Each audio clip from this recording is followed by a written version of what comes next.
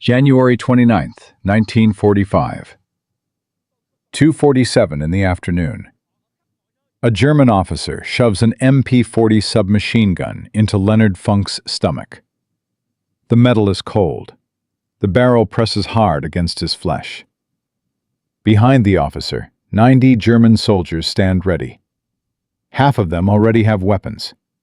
The other half are grabbing rifles from a pile on the frozen ground. 4 American soldiers kneel in the snow, hands behind their heads, waiting to die. The Germans scream something. Funk doesn't understand a word. He doesn't speak German. Nobody around him does. The officer's face turns red. Veins bulge in his neck. He screams louder. Leonard Funk looks at the gun in his gut. He looks at his captured men. He looks at 90 enemy soldiers surrounding him. And he starts laughing. What happens next takes less than 60 seconds. 21 Germans will lie dead in the snow. The rest will throw down their weapons and beg for mercy. And Leonard Funk, a 5'5" former store clerk from Pennsylvania, will earn the Medal of Honor for one of the most insane acts of combat in the entire Second World War. All because he couldn't stop laughing. But to understand how a laughing paratrooper killed 21 men in under a minute, we need to go back to the beginning, back to a steel town in Pennsylvania where a quiet kid learned that size doesn't matter. Only what you do when everything goes wrong. Leonard Alfred Funk, Jr. was born August 27, 1916, in Braddock Township, Pennsylvania. If you've never heard of Braddock, you're not alone. It's 8 miles east of Pittsburgh, a steel town. Smokestacks and foundries lining the Monongahela River, the kind of place where men worked with their hands and died young from the work. Funk grew up fast. He had to. His family wasn't wealthy. Nobody in Braddock was wealthy. By the time he graduated high school in 1934, he'd already been taking care of his younger brother for years. Responsibility came early. Adulthood came earlier. The Great Depression was grinding through its 5th year. Jobs were scarce. College was a fantasy for working-class kids. Funk found work where he could. Store clerk. Nothing glamorous. Nothing that suggested he would one day stand in a field of bodies, smoke rising from his weapon, having just killed more men in 1 minute than most soldiers kill in an entire war. June 1941. War is raging across Europe and Asia. Hitler has conquered France, Belgium, Holland, Denmark, Norway, Poland, Czechoslovakia. The Japanese are tearing through China. America watches from the sidelines, but everyone knows it won't last. Congress extends the draft. Funk's number comes up. He reports to the induction center at Wilkinsburg, Pennsylvania. The Army physical examiner looks at him and probably writes down one word in his mind. Clerk. Maybe cook. Maybe supply sergeant. Something safe. Something behind the lines. Because Leonard Funk is 5'5". He weighs 140 pounds soaking wet. He looks like a strong wind could knock him over. The examiner is wrong. Dead wrong. Funk volunteers for the paratroopers. In 1941, American airborne forces barely exist. The whole concept is new, experimental. Jumping out of perfectly good aircraft to land behind enemy lines and fight surrounded by enemies in every direction.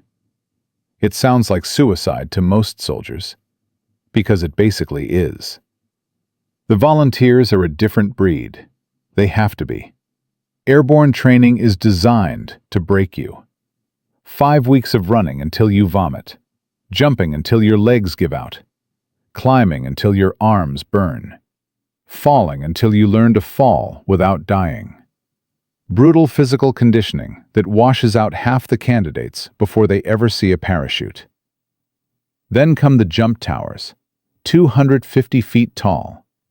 You climb up, hook in, and step off into nothing. Your stomach drops. Your brain screams.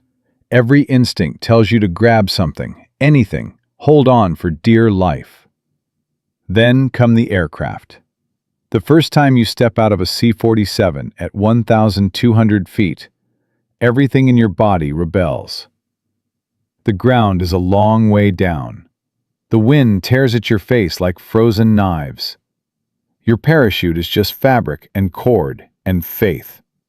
If the chute doesn't open, you have about 15 seconds to think about your mistakes before you hit the ground at 120 miles per hour. Leonard Funk earns his jump wings.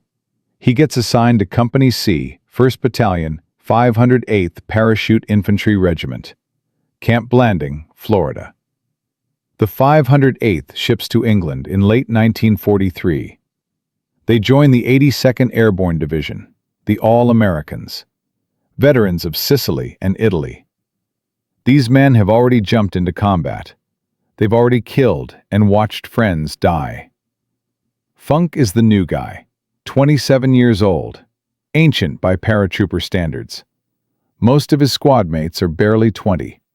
Kids, boys playing at war. But Funk has something they don't. Maturity, steadiness, the kind of quiet competence that makes men follow you into hell without asking why. By D-Day, he's a squad leader. By Holtzheim, he'll be acting company executive officer. First, though, he has to survive Normandy. June 6th, 1944, 1:30 in the morning. The C-47 Skytrain shudders as flak explodes around it. Orange and black flowers of death blooming in the darkness. Funk is standing in the stick. The line of paratroopers waiting to jump. 60 pounds of equipment strapped to his body. M1A1 Thompson submachine gun. Ammunition. Grenades. Rations. Medical kit. Everything a man needs to fight and die behind enemy lines. The aircraft is at 400 feet. Too low for a safe jump. The pilots can't climb. German anti-aircraft fire is everywhere. Tracers arc through the darkness like angry fireflies. The men can hear fragments pinging off the fuselage. Each ping is a reminder that a few inches to the left, and there would be blood instead of metal. The Normandy invasion involves 13,000 paratroopers from the 82nd and 101st Airborne Divisions. They're supposed to land behind the beaches, secure bridges and crossroads, prevent German reinforcements from reaching the coast where 150,000 American, British, and Canadian troops will storm ashore at dawn. Nothing goes according to plan. Nothing. The green light comes on. Funk jumps. The prop blast hits him like a truck. Then the chute deploys, and the world goes quiet. Below him, France. Occupied France. Enemy territory in every direction. The D-Day airborne operation is chaos from the first minute. German anti-aircraft fire has scattered the formations across 50 miles of French countryside. Paratroopers are landing in flooded fields and drowning under the weight of their equipment. Others come down in the middle of German camps and die before they can cut free of their harnesses. Some are shot while still in the air, swinging helplessly beneath their canopies. Funk lands hard. His ankle twists on impact, badly sprained, maybe fractured. The pain is immediate and intense. Every step will be agony for the next 2 weeks. But he can walk. He can fight. And that's all that matters. He gathers his chute, buries it, starts moving. He's 40 miles from his drop zone. 40 miles of German-held territory. In the dark. Alone. With a broken ankle. Most men would find a place to hide, wait for rescue, hope the invasion succeeds and someone comes looking. Leonard Funk starts walking toward the enemy. Within hours, he's collected a group of lost paratroopers. Men from different units, different companies, different regiments, all of them scattered by the chaotic drop, all of them looking for leadership. Funk gives it to them. 18 men eventually. 18 scared, lost, confused soldiers who don't know where they are, or where the enemy is, or where their own lines are. The only thing they know is that the short guy with the Thompson seems to know what he's doing. For 10 days, Funk leads this group through German-held territory, traveling at night, hiding by day, fighting when they have to. He insists on serving as lead scout despite his injured ankle. The most dangerous position. The first man to walk into an ambush. The first man to die if something goes wrong. He does it anyway, because that's what leaders do. They link up with Allied forces on June 17th. Every single man survives. Not one casualty. 10 days behind enemy lines. 40 miles of German-occupied France. And Leonard Funk brings them all home. The Silver Star, third highest combat decoration, plus a Bronze Star for meritorious service, plus his first Purple Heart. 3 awards in 2 weeks. Most soldiers never earn even one. Funk is just getting started. September 17th, 1944, Holland. Operation Market Garden. The largest airborne assault in history. 5,000 paratroopers dropping into the Netherlands to capture a series of bridges across the Rhine. British, American, Polish forces all jumping together. If it works, the Allies will be in Germany by Christmas. Field Marshal Montgomery's plan is ambitious. Maybe too ambitious. The paratroopers have to capture and hold 7 bridges across 64 miles of Dutch territory. Ground forces will race up a single highway to link up with them. Everything depends on speed, on surprise, on nothing going wrong. Everything goes wrong. The British 1st Airborne Division lands at Arnhem, the furthest bridge. They're surrounded by SS Panzer divisions that weren't supposed to be there. German intelligence knew they were coming. For 9 days, the British fight and die in the streets of Arnhem. Only 2,000 of 10,000 men make it out alive. The bridge too far enters military history as a cautionary tale about overconfidence and bad planning. But Leonard Funk doesn't know about the big picture. He only knows his mission. Support the landings, secure the drop zones, kill Germans. After touching down, his company secures their objective. Standard stuff for paratroopers. Then Funk notices something that isn't part of the plan. 3 German 20mm flak guns are firing at the incoming Allied gliders. The gliders carry reinforcements. Jeeps, artillery pieces, ammunition, medical supplies. Everything the paratroopers need to hold their positions. If those guns keep firing, hundreds of men will die before they even hit the ground. The gun position is dug in on high ground near Vox Hill. Approximately 20 German soldiers manning the weapons and providing security. Sandbags, camouflage, interlocking fields of fire.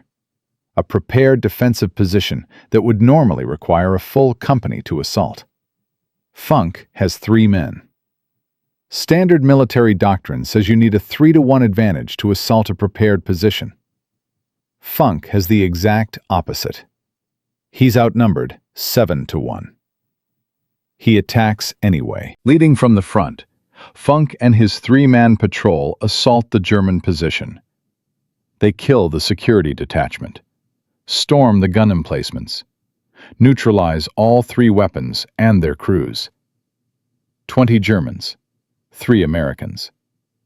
The guns go silent. The gliders land safely. Hundreds of men who should have died are alive because one sergeant from Pennsylvania decided that 7-to-1 odds were acceptable.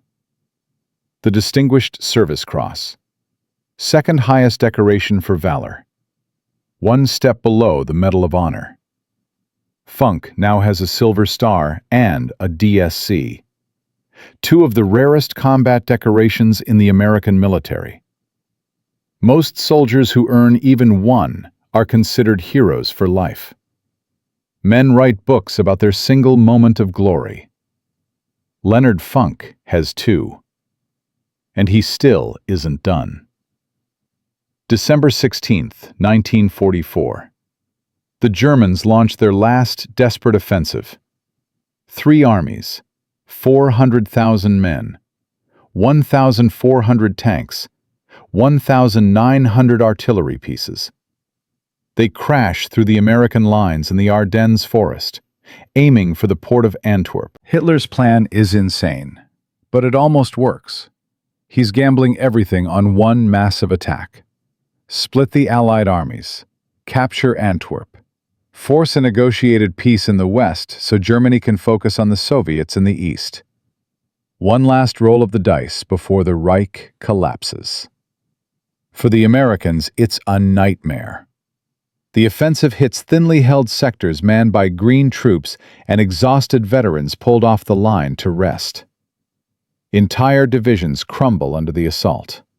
Thousands of soldiers surrender.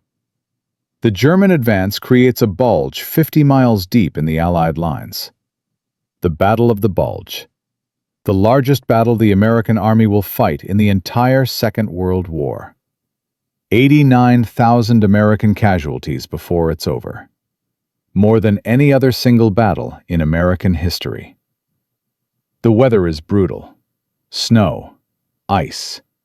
Temperatures dropping to 5 degrees below zero. Men freeze to death in their foxholes.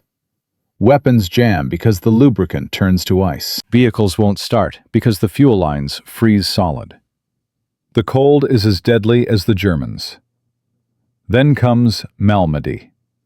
December 17th, 1944. One day into the offensive. A convoy from the 285th Field Artillery Observation Battalion is moving near the Bougnier Crossroads when they run into the spearhead of Kampfgruppe Piper, an SS armored battle group, the tip of the German spear. The Americans are rear echelon troops, artillery observers, radio operators, men who push papers and calculate firing solutions. They're not equipped for a fight with tanks and armored infantry. After a brief engagement, 113 Americans surrender. They're herded into a farmer's field near the crossroads, hands up, disarmed, prisoners of war, protected by the Geneva Convention, protected by the laws of warfare that both sides had followed, mostly for 5 years of combat. Then the SS opens fire. Machine guns, pistols, rifles. The Germans shoot them down like cattle. Men who try to run are cut down. Men who fall wounded are finished off with shots to the head. Point-blank executions in a frozen field. 84 Americans die in that field. Some survive by playing dead. They lie in the snow for hours while German boots walk past them. German voices laughing. When darkness comes, 43 survivors crawl away through the blood and the bodies and make it back to American lines. The news spreads through the American army like wildfire. The Germans are executing prisoners. The SS is murdering men who have surrendered. Malmedy changes everything. Before Malmedy, the war in Europe had rules. Unofficial, unspoken, but real. Soldiers surrendered when the situation was hopeless. Prisoners were treated according to the Geneva Convention. There was a kind of grim professionalism between enemies. You fought hard. You killed without mercy. But when a man raised his hands and gave up, you took him prisoner. After Malmedy, the rules are gone. American soldiers swear they'll never surrender to the SS. Some units pass down unofficial orders. No SS prisoners. If they surrender, shoot them anyway. When Leonard Funk hears about the massacre, something hardens inside him. He's already seen too much death. Normandy, Holland. Friends dying in fields and forests across Europe. He's been wounded twice and kept fighting. He's killed more men than he can count. But this is different. This is murder. Cold-blooded execution of men who had surrendered in good faith. Men who had followed the rules and trusted that the enemy would follow them too. Leonard Funk makes a decision. He will never surrender to the Germans, no matter what. No matter the odds, no matter how hopeless the situation. He will fight until he wins, or fight until he dies. There will be no middle ground. That decision is about to be tested in ways he cannot imagine. January 29th, 1945. The Ardennes. The German offensive has been broken. Now the Allies are pushing back, driving the Germans out of the bulge they created. Company C, 508th Parachute Infantry, gets orders to capture the Belgian village of Holzheim. There's a problem. Company C is under strength. The executive officer, the second in command, has been killed in action. They don't have enough men for a proper assault.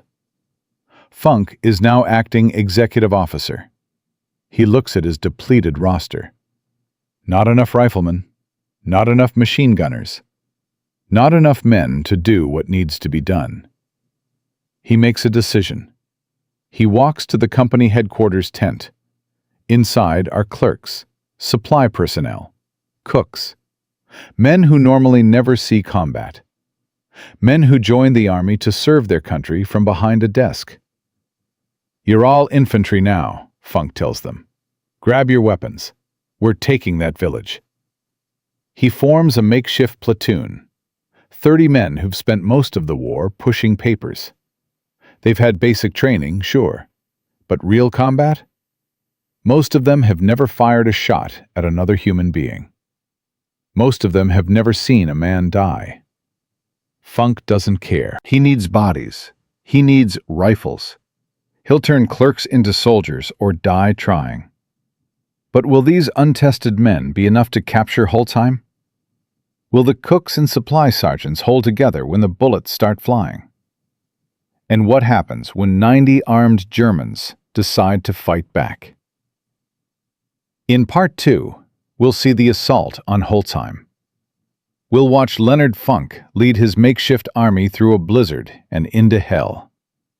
And we'll witness the moment when everything goes catastrophically wrong. When 80 prisoners break free.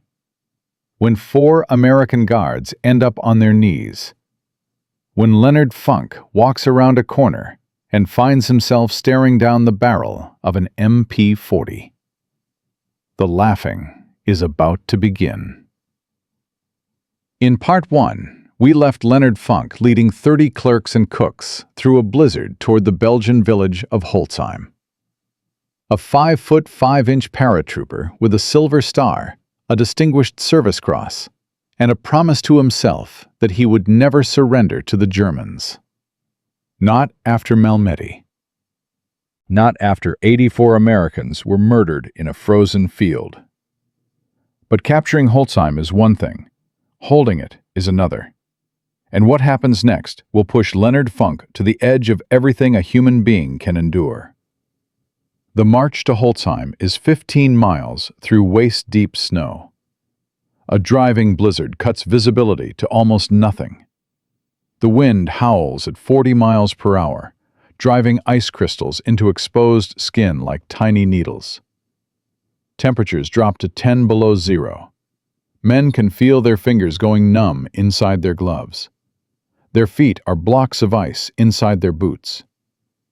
German artillery shells explode around them, harassing fire from the flanks. The shells make a particular sound when they're coming, a whistle that rises in pitch until it becomes a scream. Then the explosion. Snow and dirt and shrapnel flying everywhere. The men learn to dive into the snow when they hear that whistle. Some learn fast enough. Some don't. Funk leads from the front. Always from the front. His clerks, his makeshift warriors, They watch him walking through the storm like it's nothing, like the cold doesn't touch him, like the shells don't scare him. They don't know that he's terrified too. They don't know that every step is an act of will. They just see a sergeant who keeps moving forward when everything inside them screams to stop. They reach Holzheim at dusk. The village is small, 15 houses arranged along a single muddy street, stone buildings with thick walls, good cover, good defensive positions, and Germans in every single one. Funk doesn't hesitate. He organizes the assault on the move, points to buildings, assigns targets. His voice is calm, steady, the same voice he might use to order supplies back at headquarters. Except now, he's ordering men to kill and possibly die. The assault begins. His clerks, his cooks, his supply sergeants, they follow him into the village. Machine gun fire erupts from multiple positions. Tracers streak through the fading light. A bullet cracks past Funk's head, close enough that he feels the wind of its passage. Another slams into the snow at his feet. He doesn't stop. He can't stop. If he stops, his men stop. If his men stop, they die. They clear the first house. Grenades through the windows. Bursts from Thompson's submachine guns. German soldiers falling. American soldiers stepping over bodies to clear the next room. The next building. The next target. 15 houses. Germans in every one. And they clear them all. 30 prisoners captured on their side of the village. Not one American casualty. 0. His clerks, his makeshift soldiers, they've done what trained infantry do. They've assaulted a defended position and won. Another unit captures 50 more Germans on the other side of town. 80 prisoners total. They're corralled in the yard of a large farmhouse. Hands up, disarmed, defeated. Funk looks at his exhausted men. They've been marching and fighting for hours. Some of them are wounded. All of them are freezing. There's still resistance in other parts of the village. Scattered German soldiers who haven't surrendered yet. Pockets that need to be cleared. He can only spare 4 men to guard the prisoners. 4 men. 80 prisoners. The math is bad. Funk knows the math is bad, but he doesn't have a choice. Every other man is needed to secure the village, to find the holdouts, to make sure Holzheim stays captured. Keep them here, he tells the guards. We'll send reinforcements when we can. The 4 guards nod. They're young, tired, cold, but they've got rifles and the prisoners don't. Should be fine. Should be routine. Funk heads back into the fight. He has no idea what's about to happen behind him. While Funk is clearing the rest of Holzheim, a German patrol approaches the farmhouse. 10 men, maybe 15. They're wearing white camouflage capes over their uniforms. In the snow and confusion of the blizzard, they look almost identical to American troops in winter gear, the same shapeless white figures moving through the same white landscape. The 4 guards see movement. They see white capes. They assume reinforcements have finally arrived. They're wrong. Dead wrong. The Germans are close before anyone realizes the mistake. 20 feet, 15 feet, 10 feet. Then weapons come up, and the Americans find themselves staring down the barrels of German rifles.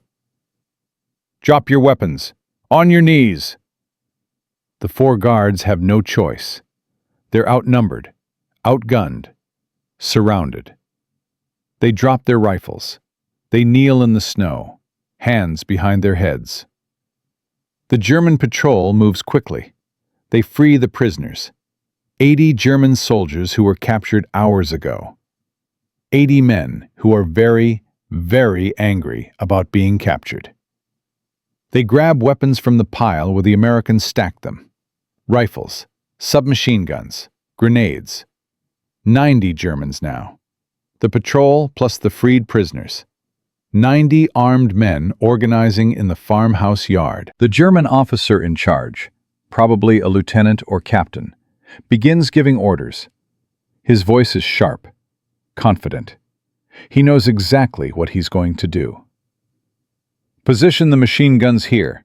Set up the ambush there. Wait for my signal. They're going to attack Company C from the rear. Funk's men are scattered across the village, fighting in small groups, clearing buildings. They're not expecting an attack from behind. If 90 Germans hit them while they're spread out, it will be a massacre. The German officer checks his watch, checks his men. Everything is ready. Everything is perfect. And that's when Leonard Funk walks around the corner. Funk has come to check on the prisoners. Routine. Make sure the guards are okay. See if reinforcements have arrived. He's thinking about logistics, about ammunition, about how many men he's lost and how many he has left. He's not expecting to walk into 90 armed Germans. He rounds the corner of the farmhouse and stops dead. The scene is surreal. His 4 guards are on their knees in the snow. Their hands are behind their heads. Their rifles are gone. The prisoners, who should be unarmed and contained, are standing everywhere, rifles in their hands, machine guns being set up, grenades hanging from their belts. 90 Germans. 1 Leonard Funk. The German officer spots him immediately. The first sergeant stripes on Funk's sleeve mark him as a leader, a prize, a trophy. The officer strides forward, confident, arrogant. He pulls his MP-40 submachine gun and shoves it into Funk's stomach. The metal is cold through Funk's uniform. The barrel presses hard against his flesh. One twitch of the trigger, and he's dead. One wrong move, and his guts are spread across the snow. The officer screams something in German. Funk doesn't understand a word. He doesn't speak German. Nobody in his company speaks German. The officer might be telling him to surrender, might be telling him to drop his weapon, might be reciting poetry for all Funk knows. The officer screams again, louder. His face turns red, veins bulge in his neck. He's not used to being ignored. He's not used to Americans standing there looking confused while he gives orders. Funk looks around. 90 Germans, half of them armed, more picking up weapons every second. His 4 men, on their knees, helpless. 1 other American soldier standing beside him, equally helpless. The Thompson submachine gun hanging from his shoulder. 30 rounds in the magazine. Maybe 2 seconds of firepower at full auto. The mathematics of survival are exactly 0. There is no scenario where Leonard Funk wins this fight. He's outnumbered 90 to 1. He has a gun in his stomach. His men are already captured. The sensible thing, the rational thing, the thing any reasonable human being would do, is surrender. The Germans will probably take him prisoner. Probably. The war is almost over. Germany is losing. There's no strategic reason to shoot prisoners anymore. Probably they'll be marched to a POW camp and wait out the last few months of the war in relative safety. Probably. But Funk remembers Malmedy. He remembers 84 Americans murdered in a field, shot like animals, left to freeze in the snow. Men who had surrendered, men who had followed the rules, men who had trusted that the enemy would show basic human decency. He remembers the decision he made when he heard about that massacre. Never surrender, no matter what, no matter the odds. So instead of complying, Leonard Funk does something inexplicable. He starts laughing. Nobody knows exactly why Funk laughed. Maybe it was a ruse, a deliberate tactic to confuse the enemy and buy time. Maybe it was stress. The human brain does strange things when faced with certain death. Adrenaline and cortisol flooding the system, neural pathways misfiring. The lizard brain taking over when the rational brain shuts down. Maybe it was genuine amusement, the sheer absurdity of the situation. An officer screaming in a language Funk couldn't understand, expecting compliance, expecting fear. Getting neither. Funk himself said later that he tried to stop laughing but couldn't. Something about the German screaming in German touched a nerve. Something about the whole situation just struck him as funny. Whatever the reason, the effect is devastating. The German officer screams louder. Funk laughs harder. His shoulders shake. His whole body convulses with laughter. He doubles over, gasping for breath, tears forming in his eyes. "I don't understand what he's saying," Funk calls out to his men. His voice is bright, almost cheerful. Some of the German soldiers start laughing too. They can't help it. The tension is bizarre, surreal. Their officer is turning purple with rage. And this American, this enemy, this man with a gun in his stomach, won't stop cackling. The officer's face twists. Confusion, then rage, then something else. Uncertainty. This isn't how prisoners behave. They beg, they plead, they cry, they comply. They don't stand there laughing while you shove a submachine gun into their gut.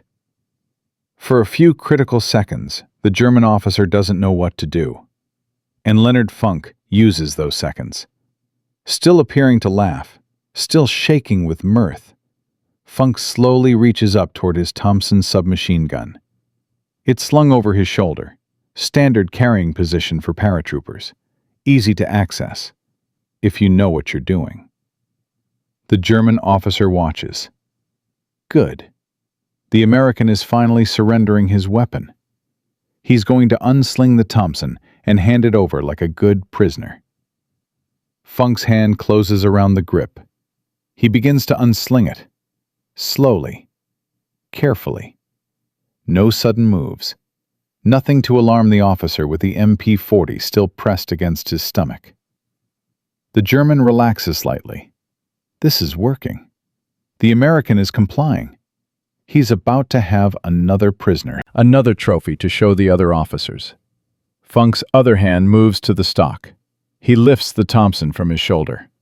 The motion is smooth, practiced. Thousands of repetitions in training, thousands more in combat. The barrel comes around. And then Leonard Funk moves. In one motion, faster than thought, faster than the German can react. Funk swings the Thompson down, brings the muzzle into line with the officer's chest, and squeezes the trigger. The M1A1 Thompson fires .45 ACP rounds at 600 per minute. At close range, each round hits like a sledgehammer. The bullets don't just wound, they destroy. They tear through flesh and bone and organ. They create exit wounds the size of baseballs. The first burst catches the German officer in the chest. 5 rounds. 6. 7. The officer's body jerks with each impact. His finger never reaches the trigger of his MP-40. He's dead before he knows what's happening. Dead before he can scream.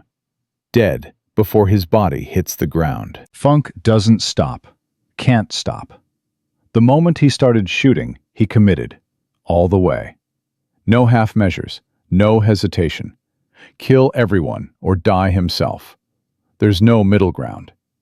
He pivots, still firing. The Thompson sprays an arc of lead across the German soldiers nearest to him. Men scream, men fall. Blood sprays across the white snow. Brass casings tumble through the air, steaming in the cold. The magazine runs dry. 30 rounds gone in seconds. This is the critical moment. The moment that determines whether Leonard Funk lives or dies. A Thompson takes 2 seconds to reload, if you're practiced. if you've done it 1,000 times, if your muscle memory is perfect. 2 seconds is forever in a firefight.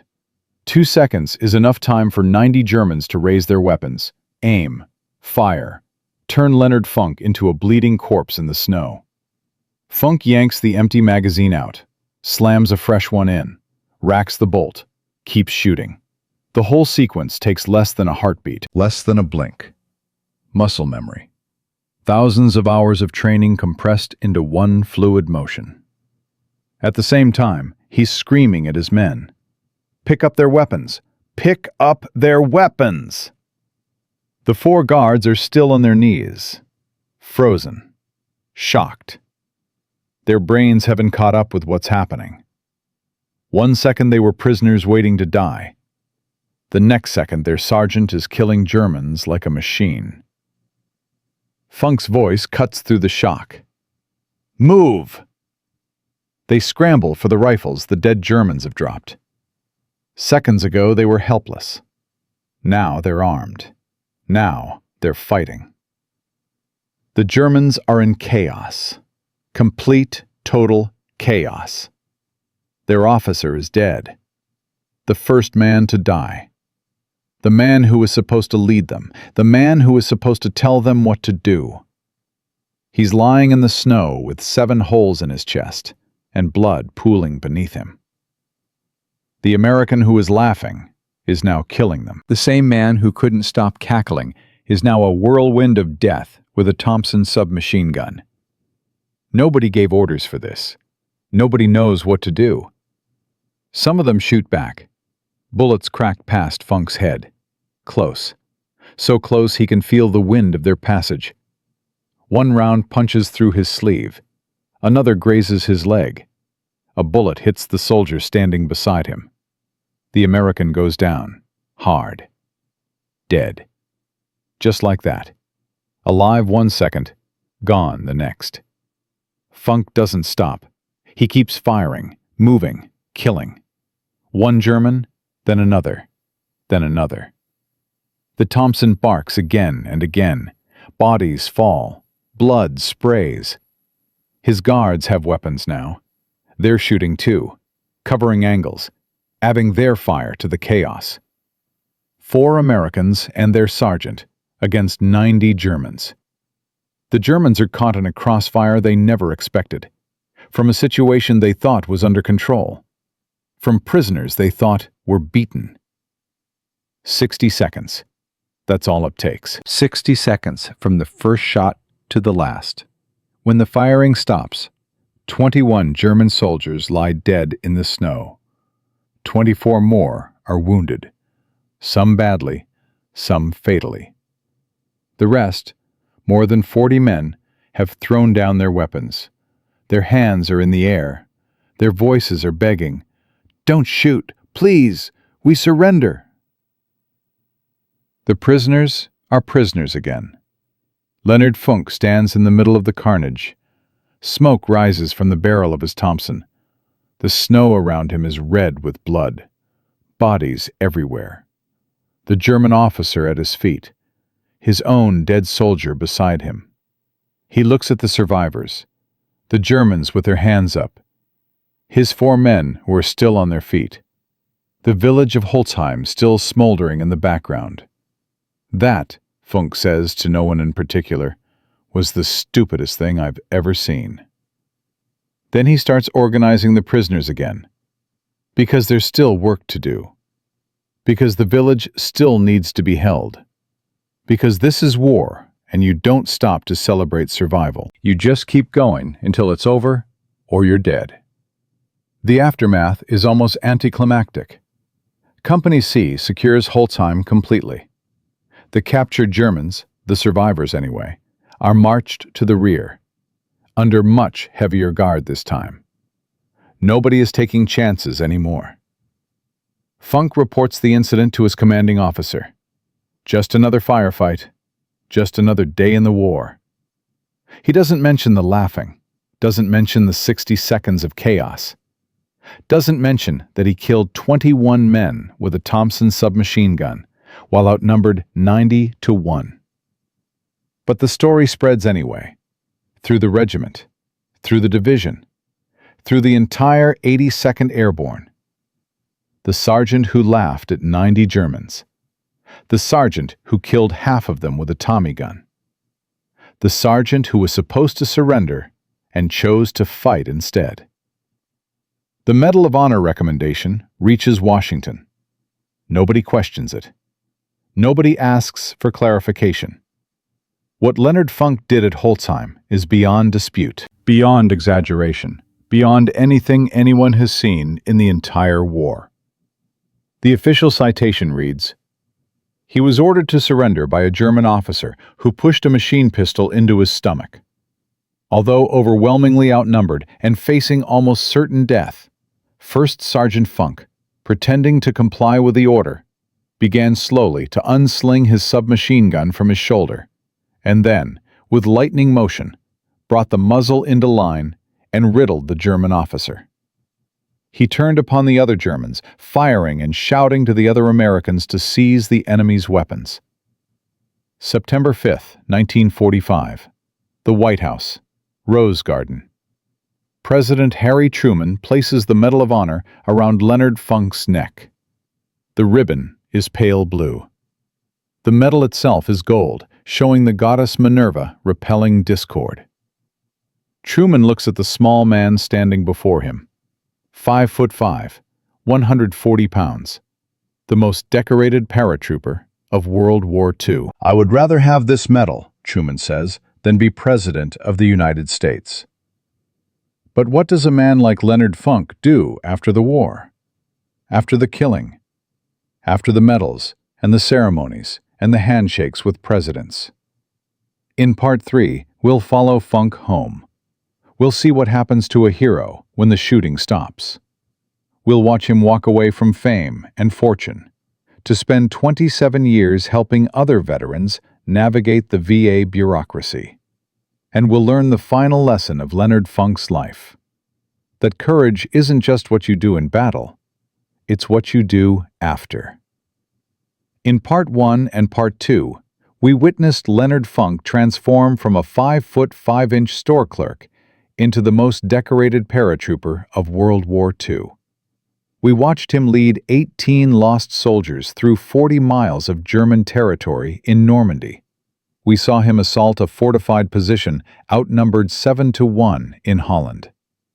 And we stood beside him at Holzheim when he laughed at 90 Germans and killed 21 of them with a Thompson submachine gun. The Medal of Honor now hangs around his neck. President Truman has shaken his hand. The newspapers call him a hero.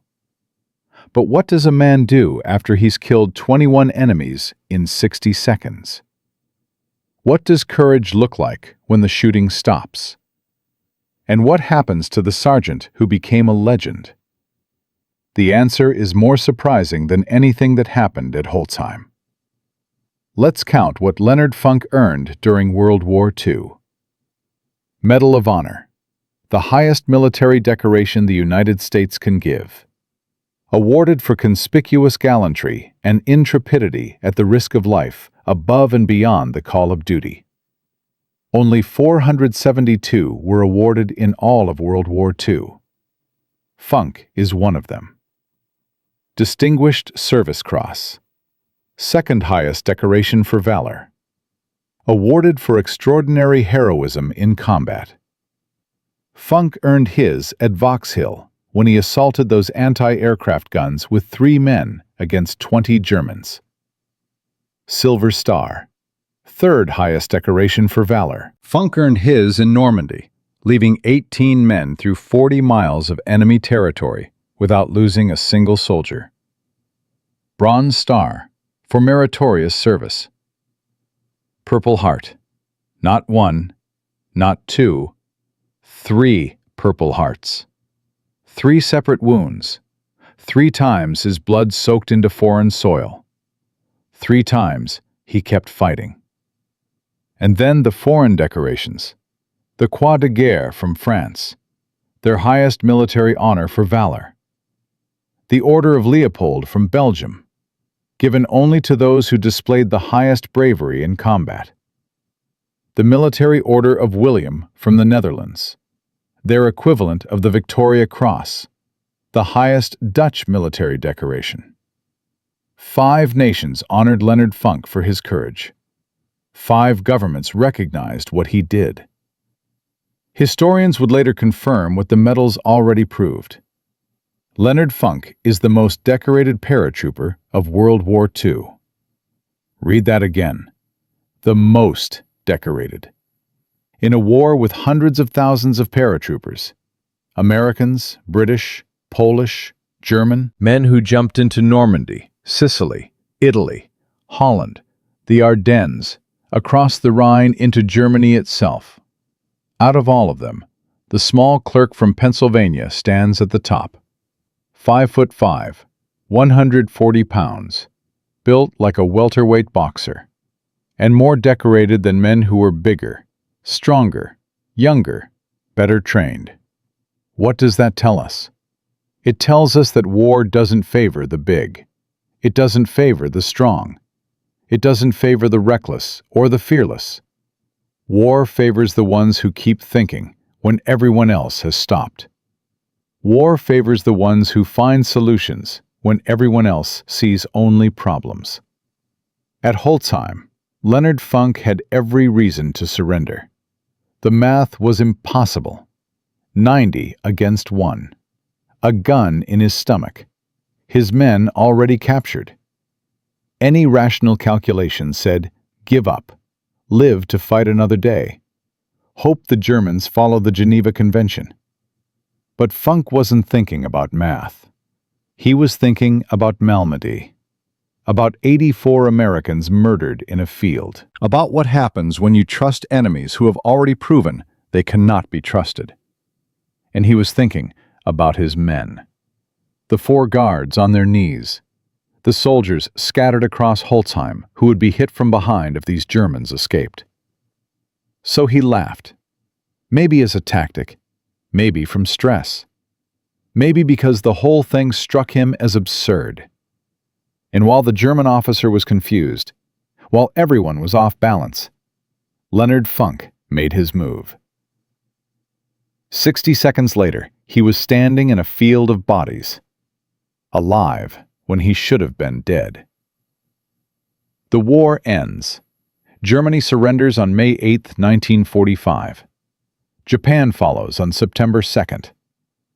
The soldiers come home. Parades down main streets. Ticker tape in New York. Crowds cheering. Bands playing. A nation celebrating the end of the most destructive war in human history. 50 million dead worldwide. 400,000 Americans among them. Cities reduced to rubble. Entire populations displaced.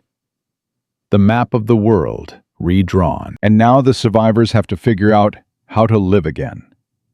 For most veterans, the transition is brutal. They've spent years being trained to kill. Years living with death as a daily companion. Years following orders and sleeping in foxholes and watching friends die beside them.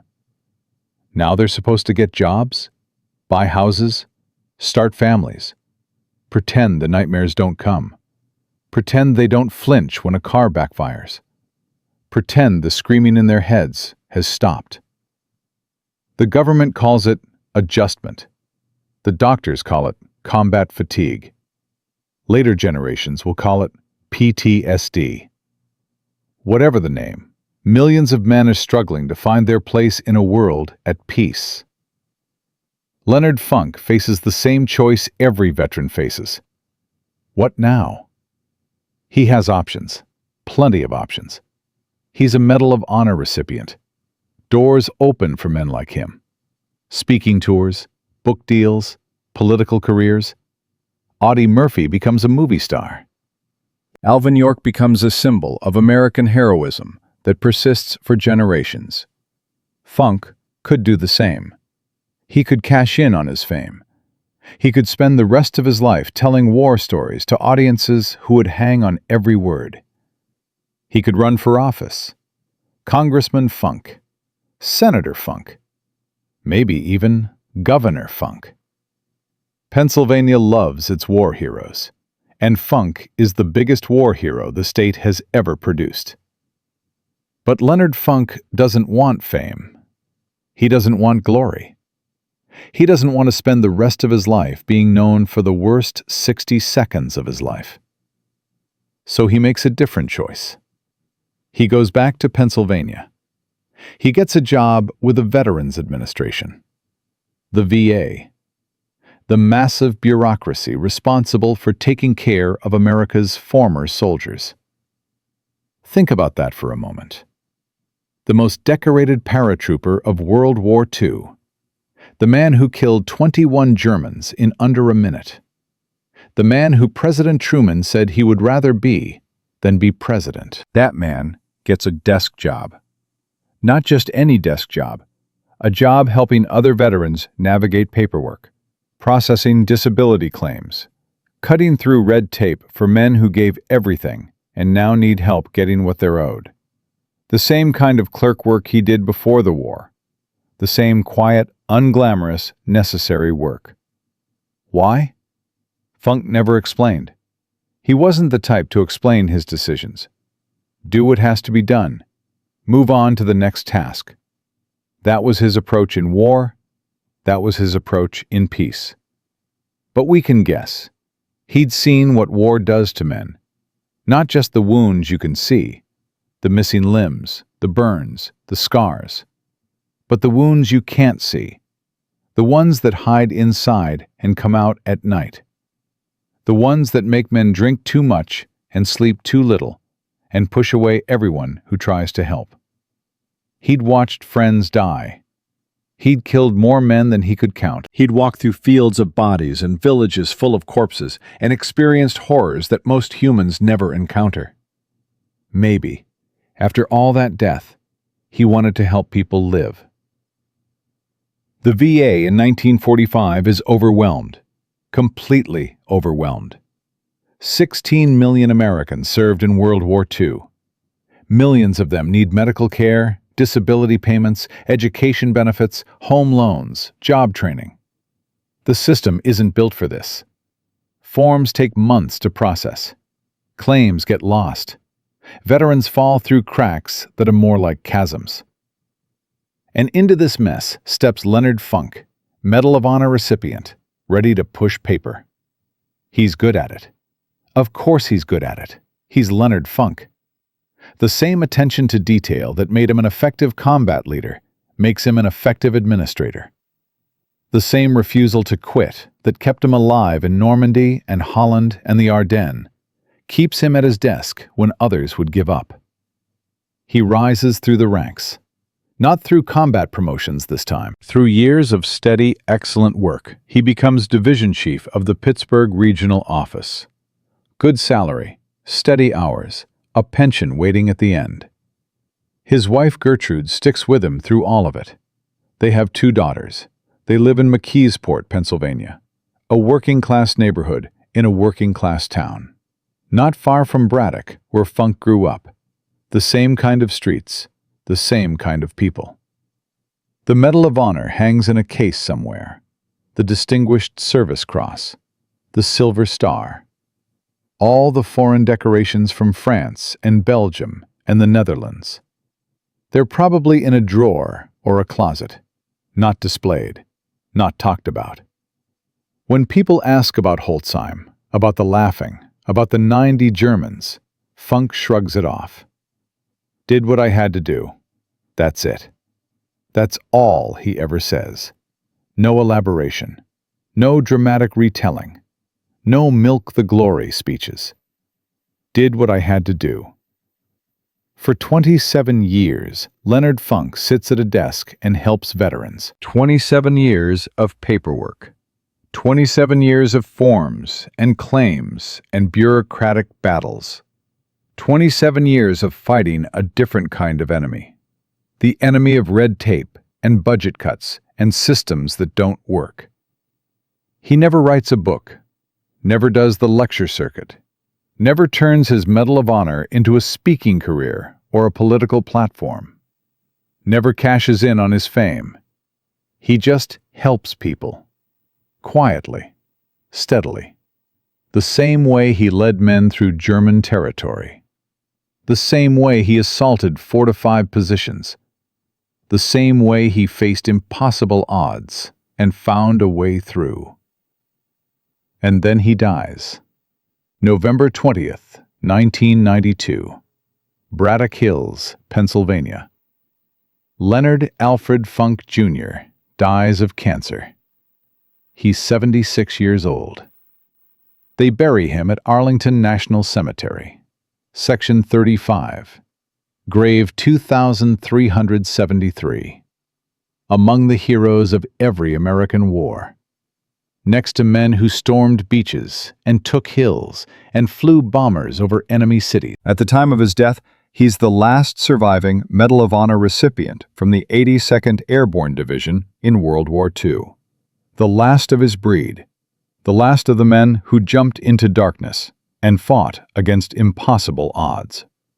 The obituaries are small. A few paragraphs in the Pittsburgh papers, a notice in the military publications.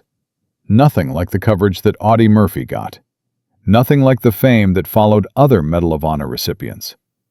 Leonard Funk dies the way he lived after the war, quietly, without fanfare, without demanding the attention that his decorations entitled him to receive. But what about his legacy? What remains of the man who laughed at 90 Germans and killed 21 of them with a Thompson submachine gun?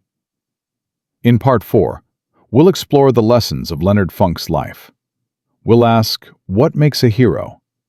We'll examine why courage matters even when the cameras aren't watching.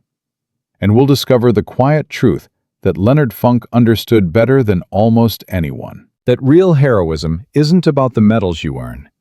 It's about what you do after. In Part 1, we watched a 5'5" store clerk from Pennsylvania volunteer for the paratroopers and earn his jump wings. In Part 2, we followed him through the chaos of D-Day, the disaster of Market Garden, and the frozen hell of the Battle of the Bulge. In Part 3, we stood beside him at Holzheim when he laughed at 90 Germans with a gun in his stomach and killed 21 of them in 60 seconds. Now we ask the question that every great story must answer. What does it all mean? Because Leonard Funk didn't just kill Germans and collect medals. He didn't just survive impossible odds and come home. He lived another 47 years after that day in Holzheim. And what he did with those years tells us more about heroism than anything that happened in the snow. There's a quote that people attribute to President Truman. He said it to Leonard Funk on September 5, 1945, as he placed the Medal of Honor around the sergeant's neck. "I would rather have this medal than be President of the United States." Think about that. The most powerful man in the world. The man who had just ended World War II. The man who made the decision to drop atomic bombs on Hiroshima and Nagasaki. The man who would reshape the entire global order for the next half-century.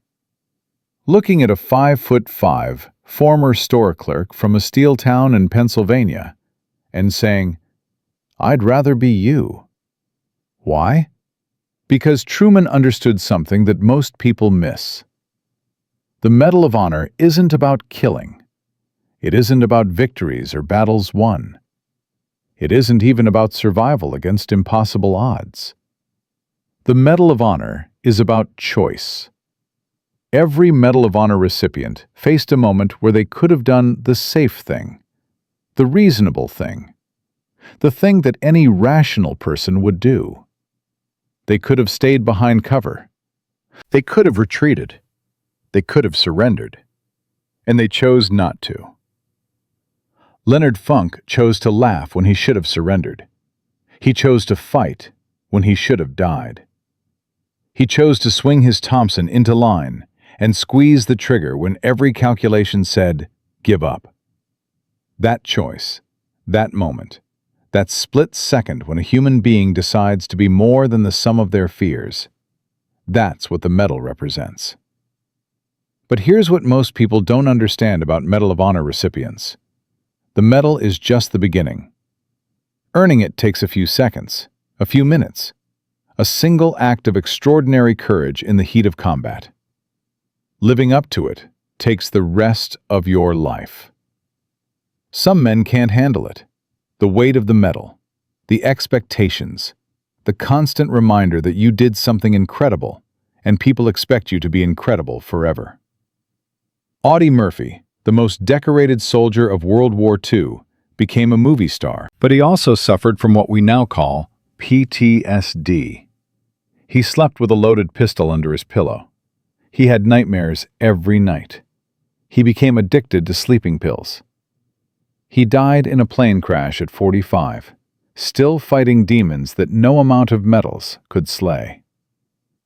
Alvin York, the greatest hero of World War I, spent decades fighting the government for benefits he was promised, but never received.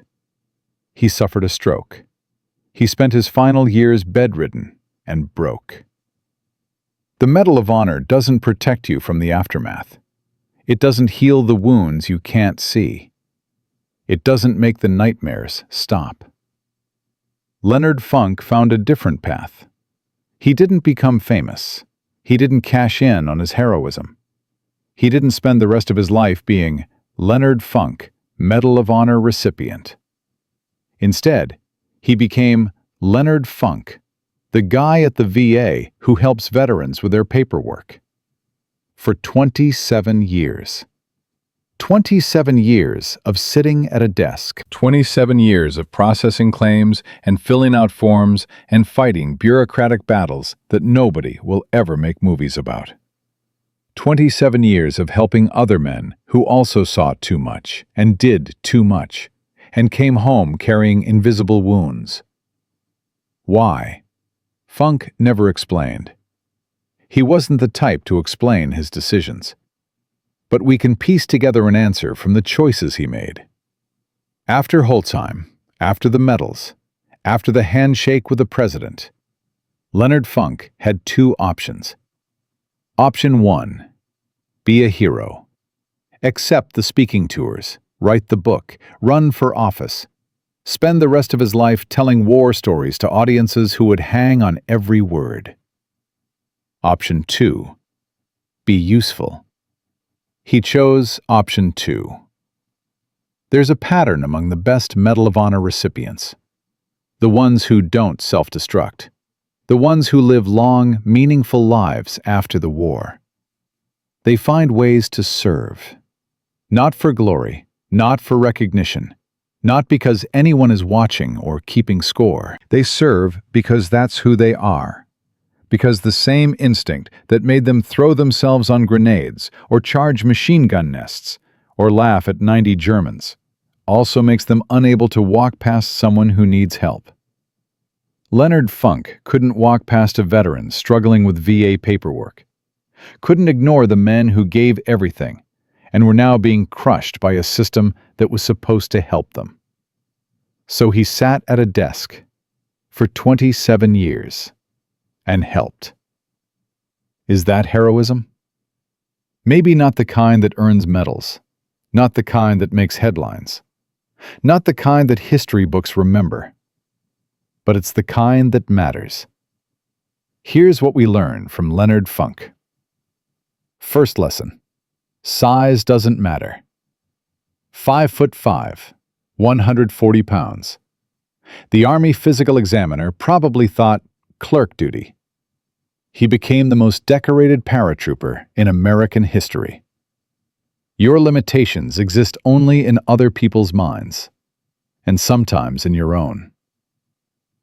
Second lesson: courage is a choice, not a feeling. Funk was terrified at Holzheim. Of course he was. A gun in his stomach, 90 enemies surrounding him, his men on their knees waiting to die. Courage isn't the absence of fear. It's the decision to act despite fear. It's the choice to do what needs to be done, even when every instinct screams to run. Funk felt the fear. He chose to laugh anyway. Third lesson: what you do after matters more than what you do during. The Medal of Honor ceremony lasts a few minutes. The rest of your life lasts decades. Funk's 60 seconds at Holzheim were extraordinary. His 27 years at the VA were meaningful. One made him a hero. The other made him a good man. The difference matters. Fourth lesson. Real service is invisible. Nobody made movies about Leonard Funk helping veterans file disability claims. Nobody wrote songs about his decades of paperwork and bureaucratic battles. But those veterans knew. The men who finally got their benefits because Funk wouldn't give up. The families who survived because someone at the VA actually cared. They knew. And that was enough for Leonard Funk. That was all he ever needed. Here's something most people don't know about Holzheim. When the fighting was over, when the 21 Germans lay dead in the snow and the rest had surrendered, Funk didn't celebrate. He didn't pose for photographs. He didn't make speeches about his victory. He started organizing the prisoners again, because there was still work to do, because the village still needed to be held, because being a hero for 60 seconds didn't matter if the mission failed. That's who Leonard Funk was. That's who he remained for the rest of his life. Do the job. Move on to the next task. Don't ask for credit. Don't expect applause. Just serve. November 20th, 1992, Braddock Hills, Pennsylvania. Leonard Alfred Funk, Jr. dies of cancer. He's 76 years old. His wife Gertrude is beside him. His 2 daughters are there. The Medal of Honor, the Distinguished Service Cross, the Silver Star, all those foreign decorations from France and Belgium and the Netherlands. They're somewhere in the house, in a drawer, in a closet, wherever you put things that mattered once, but don't define you anymore. They bury him at Arlington National Cemetery. Section 35, grave 2373. The headstone is simple. Name, rank, unit, dates. Nothing about the laughing. Nothing about the 21 Germans. Nothing about being the most decorated paratrooper of World War II. Just another soldier, among thousands of other soldiers. All of them heroes in their own ways. All of them lying in rows of white headstones that stretch across the green hills like an army still standing at attention. Today, a fitness center at Fort Liberty, formerly Fort Bragg, is named after Leonard Funk. A highway in Pennsylvania bears his name. A post office in McKeesport was dedicated to him in 2023. Small honors for a man who changed the course of battles, who saved lives, who demonstrated that courage is not the exclusive property of the big and the strong and the obvious heroes. Most people have never heard of Leonard Funk. They know Audie Murphy. They know Alvin York. They know the famous names from the famous battles. They don't know the short, quiet paratrooper who laughed at 90 Germans and then spent 27 years helping veterans navigate paperwork. Maybe that's how he would have wanted it. Maybe anonymity was the final gift he gave himself. Freedom from being Leonard Funk, the legend. Freedom to just be Leonard Funk, the person. But here's why his story matters. Here's why you should remember his name. Because someday, you're going to face your own Holzheim. Not with guns and Germans. Not in a snowy Belgian village in 1945. But you're going to stand at a moment where the easy thing and the right thing are not the same. Where everyone expects you to surrender. Where the math says you can't win. And in that moment, you'll have to choose. Leonard Funk chose to laugh. What will you choose? From a store clerk in a steel town to the most decorated paratrooper of World War II. From a man with a gun in his stomach to a sergeant standing over 21 bodies. From a hero who could have been famous to a civil servant who chose to be useful. Leonard Funk lived 76 years, but his legacy comes down to one truth he understood better than almost anyone. Courage isn't about the medals you earn. It's about what you do when nobody's watching. It's about the choice you make when everything tells you to quit. It's about laughing in the face of impossible odds because you've already decided you'll never surrender. That's the lesson of Leonard Funk. That's why his story deserves to be told. And that's why, 80 years after a sergeant laughed at 90 Germans and killed 21 of them with a Tommy gun, we're still talking about a 5'5" store clerk from Pennsylvania who proved that size doesn't matter. Only courage does. If you know another story like this, a forgotten hero, an impossible victory, a moment when one person changed everything, share it in the comments. Because history is full of Leonard Funks, men and women who did extraordinary things and then went back to ordinary lives. They deserve to be remembered. Subscribe to hear more stories like this one. Stories of courage, stories of sacrifice, stories of people who faced impossible odds and chose to fight anyway. Because as long as we remember their names, they never really die. And Leonard Funk? He's still laughing.